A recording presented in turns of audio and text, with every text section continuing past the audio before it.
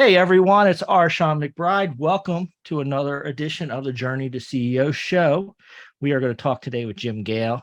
Jim Gale is on the journey from entrepreneur to CEO. He's building a wonderful business model.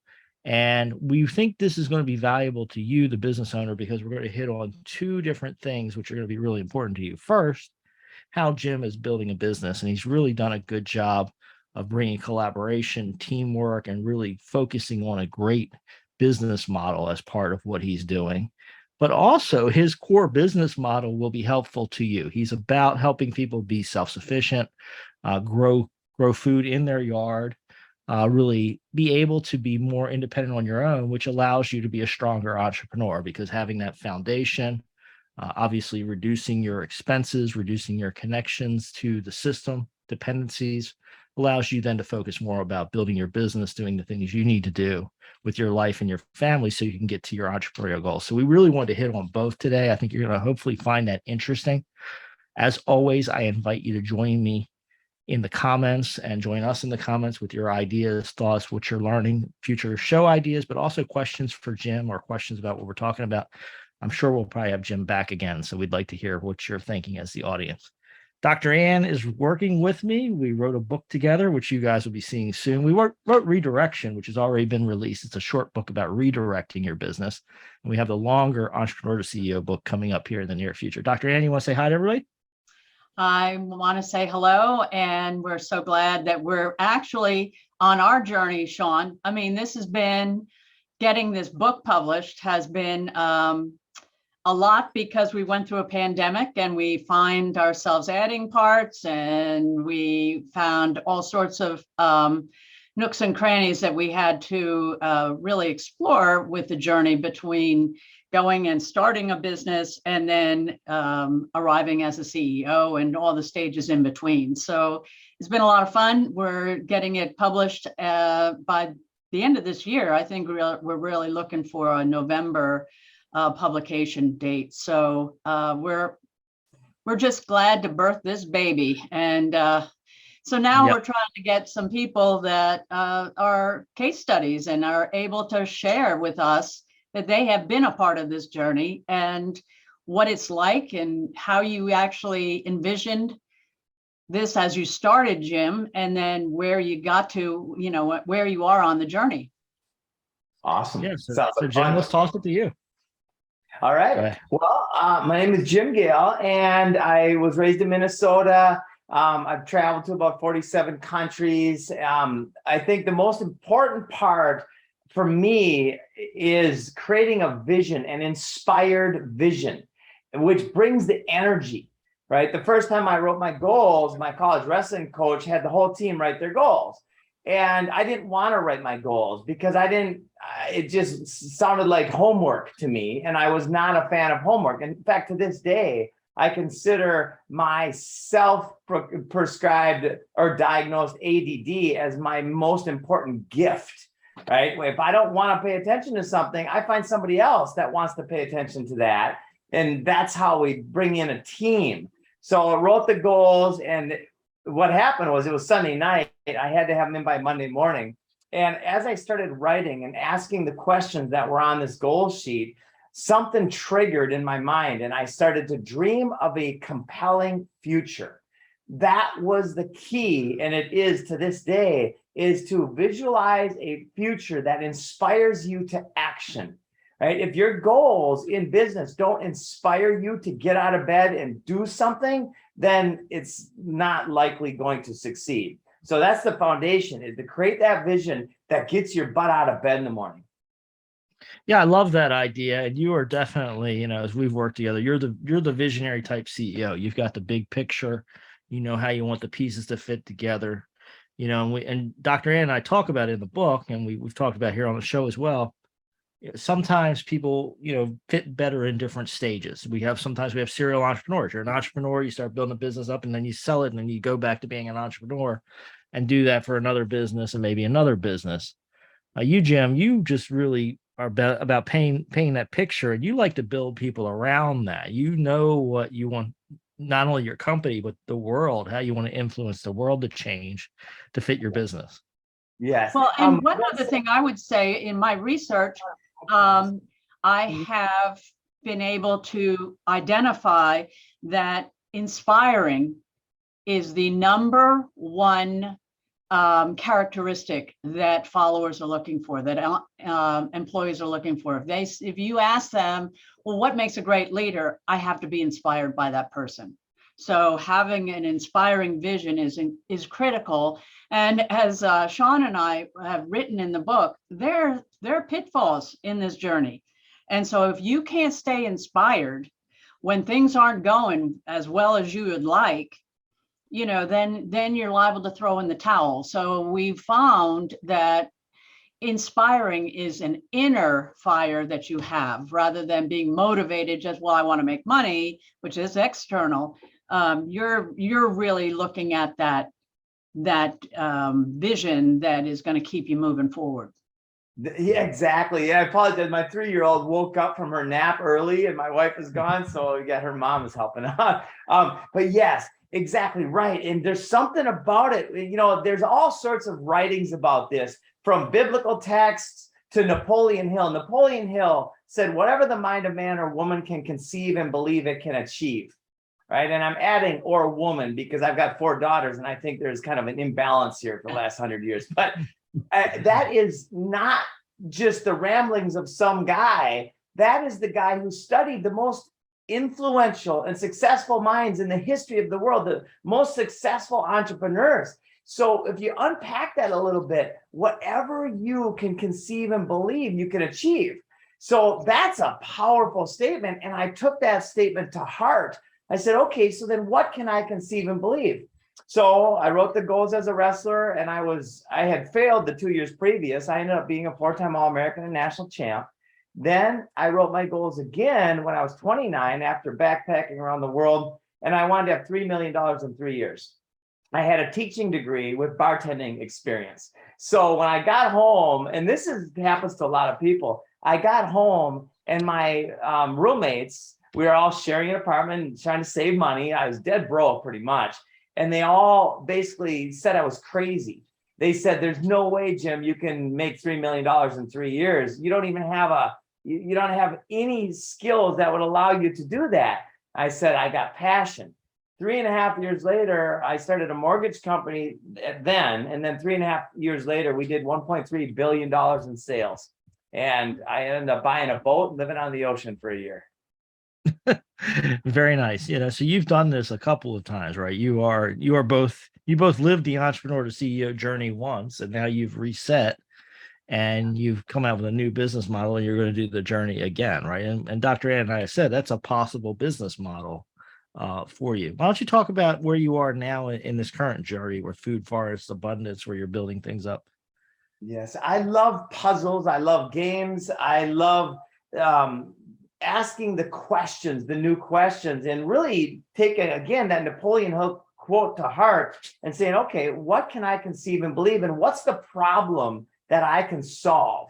Right. And I think, okay, what's the biggest problem? If this is true, this concept that whatever we can conceive and believe we can achieve, then I'm going to go for it all the way, because why not? Here we are living this life. So, okay, what's the biggest problem in the world? Well, how about mass extinction or deforestation? How about cancer, heart disease, diabetes, and tyranny and hunger? Well, that's what I've come to after an obsession, which, by the way, in the last 2 years has changed to a joyful obsession. And that tweak was profound for me, because about 2007, I learned what was going on in the world. I learned about governments. I learned about corruption. I learned about all these wicked things. I also had my first 2 daughters. So that compelled me to look at the world, not from what am I going to do next week or next year, but what's the world of my grandkids going to be like?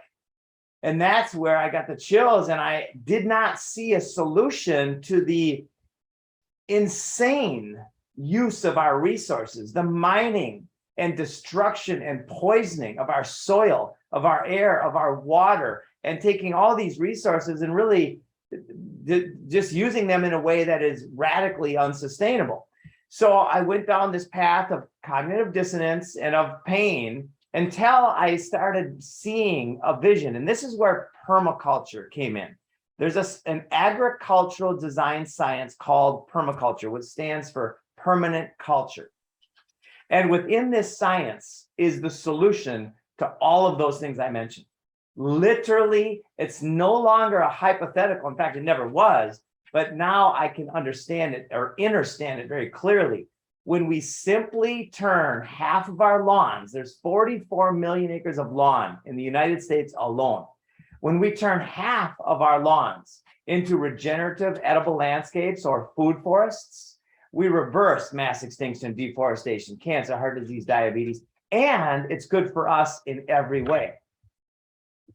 Yeah, and it's wonderful too. And I think, that is what I love about you is the why, because you're not only looking to build a company and build a business, helping people do this, but you're going to change society as well through this process. Yeah. Dr. I think this also ties in. You and I have been talking a lot about the fact that a lot of people in corporate America just aren't happy with the balance, right? The working hours, maybe some of them work from home. Now they're getting called back to work. Maybe their employer is pushing certain mandates on them that they don't like and enjoy.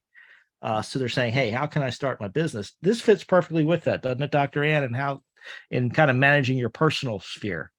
I think it does. I think that the thing that is important about this business that Jim is starting is that it does answer a bigger purpose, and it is what millennials and kids coming out of college right now, they're looking for that. They don't want to just work in corporate America and make money. They want to know they're making a difference. They want to know what is the social consciousness of that particular business that they are going to, join. So I think this is really important, and it's intriguing too, that it can be something that is, I don't know that it necessarily is easy to establish the food forest in your, in your backyard or whatever, but I think that it is something that will start to grow with more people as we in our, just with our population, and knowing that we're having all these shortages and people are tired of going to the grocery store and saying there's nothing there. And so if they can start to eat a healthier diet and don't have to mow their lawn as much, Yeah. I mean, it's There sort you of a go. good thing. If we simply win-win. It is. If we simply use the same resources that we're currently using, that's all we have to do. We have to take out the poisons. The poisons are radically bad for our world, right? We take out the poisons and we supplant those poisonous systems and this illogical use of resources with a logical use of resources. And this is where it gets really fun, right? Kissinger, 50, 60 years ago, he said, if you want to control people, control food. That was not just the ramblings of some madman. That was the guy who was head of the Council of Foreign Relations, who met with every US president to talk about the strategy. So what we turn that problem into the solution by becoming aware of where the problem stems from. And then we start growing food instead of lawns. Now, a lot of people think it's hard to grow foods, but take the willow or the oak outside your house. If that were a food producing tree, or 5, because oak trees are huge, you could put 5 food producing trees in the area of 1 oak tree, or along with the oak tree, right? Citrus plants love growing underneath oak trees. Those fruit trees are the same amount of maintenance as the oak tree, which is no maintenance. Yet they provide food every year for generations to come. Well, it is interesting because what's happening too is when you think about corporate America, you're in your cubicle, you come home, and then you got to mow the lawn, and you haven't, and then you got to make dinner or whatever. So, I mean, it's really, I think people are tired. Don't you, Shawn? They're just tired of this being on the hamster wheel. Yeah, I think that's a big piece of it. I think this is part of just changing how you relate, right? Rather than burning fuel, driving back and forth to the grocery store to buy groceries that traveled 1,500 miles to get there. You're literally talking about going out in your backyard, which is both efficient and it's also time saving in the long run. Once you've done the initial work up front and got things established, how much easier is it than go in your backyard? Yes, and I love blowing people's minds. So we're building an off-grid community here called Galt's Landing after John Galt from Atlas Shrugged. And in that community, we already have 200 different species of edible plants, fruit trees and berry bushes and sweet potatoes and a toilet paper plant. And I mean, just 200 different varieties. We actually have a pond, and instead of poisoning our pond, we put 14,000 fish in the pond the other day, little fingerlings. And the fruit trees along the edge of the pond, then when they drop their fruit into the pond, those fruit create the environment for food for the fish. And then we take the fish poop water, right, the fertile water out of the pond, and we fertigate around the pond. We fertigate the food forest with the fish water, and it's all on a timer. So this becomes an abundance factory. We could leave this for 30 years. And because once they get established, they don't even need any more extra help. It's just at the beginning when they need to make sure that there's a little bit of water and nutrients, and then they get established. We could leave this whole property for 30 years and come back, and it would just be an expansive Garden of Eden. It'd be food growing everywhere. Yeah, that's amazing, right? And so, yeah, that really just, if you think about this from an entrepreneur, if you're at the point where you're saying, okay, I'm done with this corporate stuff, and I had a version of this in my life. I worked for big law firms where I watched people get unhealthy and, not get enough time with their family. And that's that's part of what inspired me 10 years ago to start my law firm. Was I didn't want to be in that same cycle. Yeah. And so the viewer out there, and I know I'm probably talking personally to one or two of you right now, if you're in that cycle and you're just saying, this is not healthy, I can't sustain this. These are some of the answers that you can test, or you can see if they fit your world. Get your food closer to home, be able to go out in your backyard, be in touch with nature, and then also think about how you can build your business, but also be, kind of where you don't need to travel as much. You don't need to leave your home as much. Everything's right there, and you can get more focused on building that business for the future. Well, Jim? If you're a home-based business, then how cool is it to go into your backyard and get your food? And I mean, you're not using gas at all, Shawn. I mean, basically. So exactly.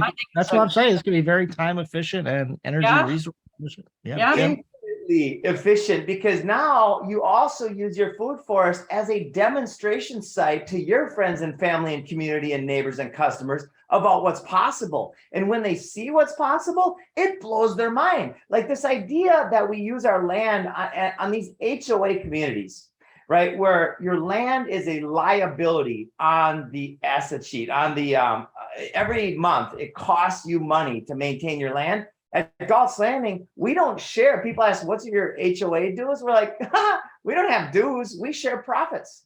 It's exactly this a flip of how we're using our land right now. We use our land to create a yield that turns into a financial yield. So people can have a food forest in their yard. They can invite their friends over and say, look at this. Do you want me to do this for you? And it's basically a landscaping business. The difference is it's freedomscaping.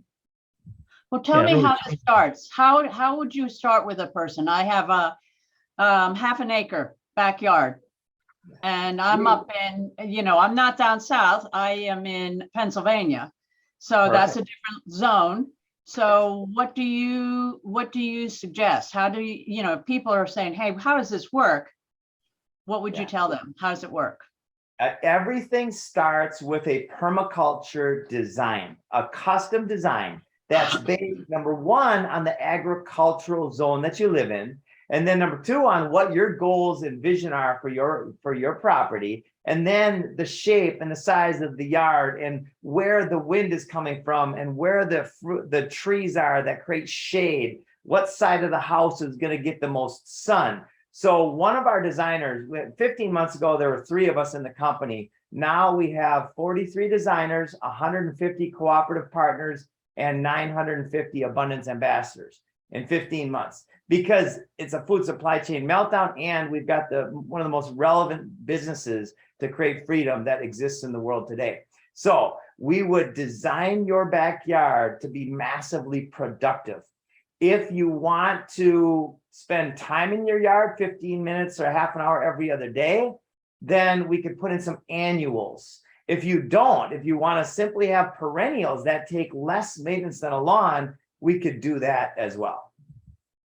Yeah, so it's really okay. I like it. You're individualizing and customizing it. And I understand, Jim, you know, from our work together, you've done these things in different regions of the world. You've looked at different, you know, water levels and hot temperatures, cool temperatures, breezy environments. You've looked at this for different people over the years. We have major people in Saudi Arabia that are massively connected, engaging us. We have an island country that are doing a 35,000 person allodial title community called a free city. We're designing the whole city. We've got people in about 12 countries in almost every US state, starting 15 months ago, because it is the idea. Victor Hugo said there's one thing stronger than all of the armies of the world, and that is an idea whose time has come. This is it. You are, that raises another point, Shawn. We've talked about being able to predict what is needed in the future, you know, and we write about all the changes going on. So I think that you are hitting on something, Jim. The time is right for this, you know, and we talk about Wayne Gretzky skating not to the puck, but where the puck is going to be. And so that's really where you are. You were able to say, you know, I mean, I don't think you predicted Ukraine war and the wheat shortage, but you know that there is the need for sustainability, and we have people have seemed to, in my view, have seemed to be ad hoc at doing some of this stuff. Like they'll try something over here and then they'll try something over there, but to put it together and to obviously, if you've been able to scale your business to this extent in 15 months, there has been, first of all, a real buy-in by the general public who can see themselves doing that. And it is just a win-win. You're taking away the problems that they have with time, and you're giving them something back that they really can use, save money. I mean, it's giving them and taking away their problems at the same time, giving them abundance, taking away their problems.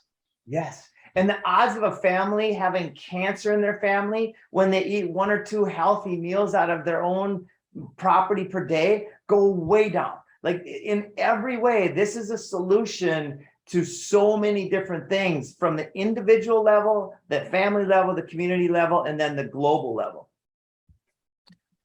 Yeah, and all those pieces are so interconnected. And, you know, we are getting pushed to be more sustainable. You can talk about why, you can talk about how, you can talk about all the geopolitical issues, but, you know, for many families, the idea of just going to a supermarket every week and paying higher and higher prices, you know, doesn't seem attractive. Meanwhile, spending more money on keeping your lawn green and keeping up with the Joneses, when really a zero-sum game, right, Jim? You say most people, that's actually an expense or a liability rather than an asset in your household. Exactly. A fruit tree is an incredible asset. 68% of people around the United States right now are living paycheck to paycheck. When the inflation rate is 2%, that sucks, but it's kind of manageable. When the inflation rate is where it is now, that is massive.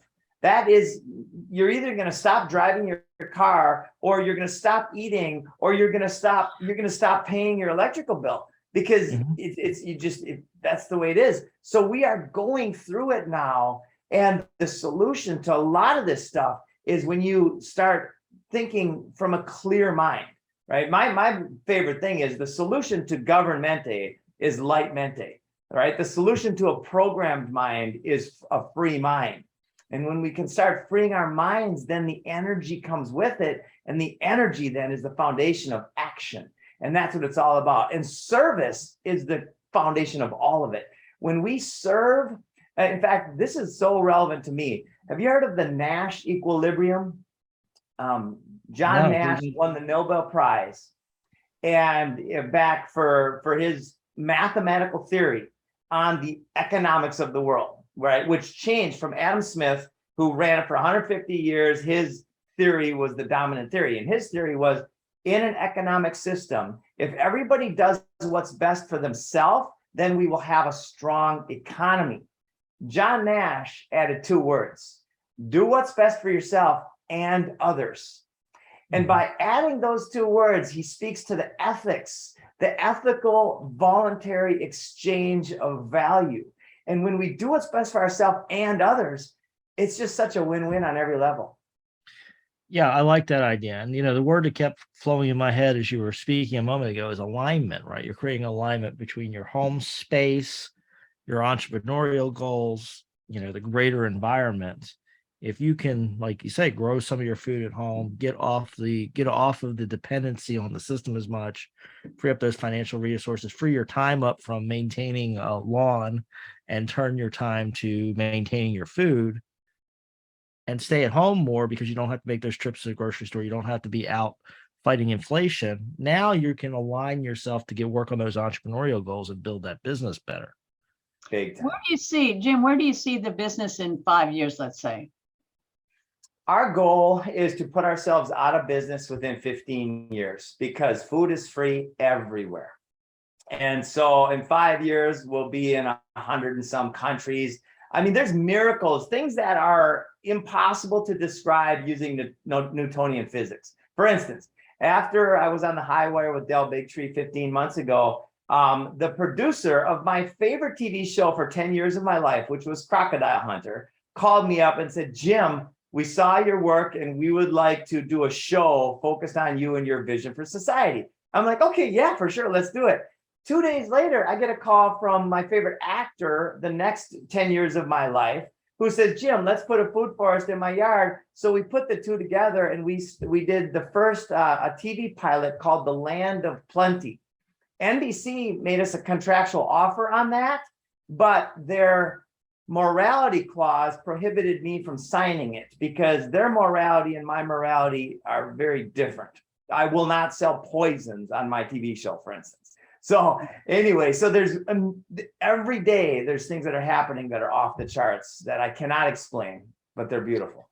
Yeah, but you also, Jim, and I'll speak to this very vaguely, but we can go into more detail at the right time in the future. But your philosophy is just different than other business people, right? You are guided by your goals, you're guided by the vision of where you're going, and you just don't fight over what I always tell people they're fighting over table scraps and they're not fighting over the big picture. You embody that. You are the person I've worked with the most that just says, hey, we're going to do what's right and we're going to let things flow from there, and we're going to create positive energy and good things are going to happen from that. Yeah, the transparency is so much fun because then I don't have to think about what I said. Like, hey, I don't know. It's just so easy when everything is wide open. Like our business, we have no NDAs, no non-competes, no patents. We're all about helping people grow food. In fact, I spent $250,000 getting a franchise deck ready, and it had 330 pages of stuff that made me get a tummy ache. I actually threw that in the trash. As you know, we talked about this, and now we have a 3-page contract that speaks to the voluntary exchange of value. That's really just a different philosophy. And again, that creates the alignment top to bottom. It changes where you flow your energy, which changes how your business runs. Yeah. Well, and I think that when you are transparent and when you are positive, you're going to attract people that want to work with you because they can trust you. And they know that you're approachable and that you will teach them as they're going along, so that it's not something where you've just got a transaction and we're done. It's building a community of relationships where people share their ideas and share what they've learned. It's not something where you've got patents where you can't disclose this particular information or that particular information. It's all out there. It's all out there. And we are in a time in the history of the world like no other that is written anyway. And we know the winner writes the history. So what I know for sure is that unless we inspire, not mandate, mandate is based in force and violence. When we inspire the shift, then it will just, it'll go on its own in a beautiful, wonderful way. So yeah, that's what it's all about, is let's inspire and catalyze a shift in consciousness, in awareness of what's possible by pointing to it, by demonstrating it. And that shift will then lead to mass adoption of the most logical thing we could ever do. And that's love ourselves. That's treat ourselves with joy and love and serve. And then, of course, use our resources wisely. Yeah, Well, there's and many. there's a Go ahead. time for celebration, really, that as you are harvesting this, and it makes me question. I do a lot of bread baking because I just love to bake bread. But do you have any thoughts about cooking or recipes and telling people how to use the particular produce and that they're producing? I love it. So this is the part that I'm excited for the next phase of my life. I'm going to be bringing this stuff onto the table. I'm the worst chef, right? I don't know anything about cooking, but I'm going to learn, and I'm going to learn with people, because that's what we're doing. We're creating a studio at Galt's Landing where we just got beehives. Now we got fish and cows and chickens and infinite amounts of food. And I'm going to learn how to put that on a plate with everybody who's watching on social media. Good. Yeah. Good. Yeah, I just want to say there's an abundance of lessons here, and what I wanted to do is offer our viewers. We offered you the opportunity to comment earlier. I want you to comment now with different questions and ideas you have. We are definitely going to bring Jim back again and keep following up on this story. I know Jim's invited me to go out to Galt Landing. I think I'm going to take my camera with me, and maybe we'll do a nice little segment for you all and see what's going on over there. But I want to invite you to put your questions, thoughts, ideas, things that you want us to follow up on, because we'll build that into a next episode here on the Journey to CEO channel. I also want to encourage you to subscribe, ring the bell for notifications, and stick around with this YouTube channel. Jim, I bet there's some people that are watching this and saying, I want to know more about this. I want to know more about what Jim's doing. I want to know more Galt's Landing. How do people learn more and get involved in this? You can go to foodforestabundance.com. And we've got basically many different ways to help. Anybody who wants to grow food, they can find out how to grow food on our website. And also YouTube is fantastic for if you want to know how to take a seed. Like you can go to the store with 20 bucks and you can buy your favorite fruits and veggies as long as there's seeds still in them. And you can use those seeds and you can start your garden for no extra money. If you want to speed up time, that's what we help people do by giving them the design details and then also kind of the foundation and the support so they can start growing food at home. And then if you want to design for your backyard, that's our foundational business, is we design and install food forests. If you want to be in the business of helping your community grow food, I think it's one of the most well-positioned businesses in the world right now, because we are in the midst of a food supply chain disaster. And so that's an incredible business. It's a lot like landscaping, but it's foodscaping, it's freedomscaping. And then we are also just now coming to market with our Freedom Farm Academy, which is a full on-the-ground demonstration site of a completely off-grid living with everything, food, water, energy, and all the details needed in every location.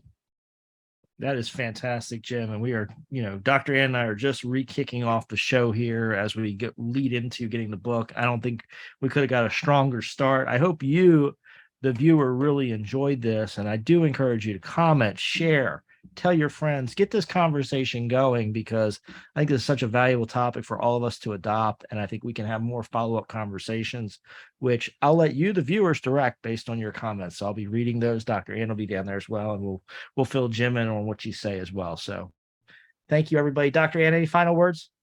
I just think this is such an example, wonderful model of how you can be an entrepreneur, have an idea, and you can make it into a profitable business that then gives back to society. So, this is really textbook of our book, don't you think, Shawn?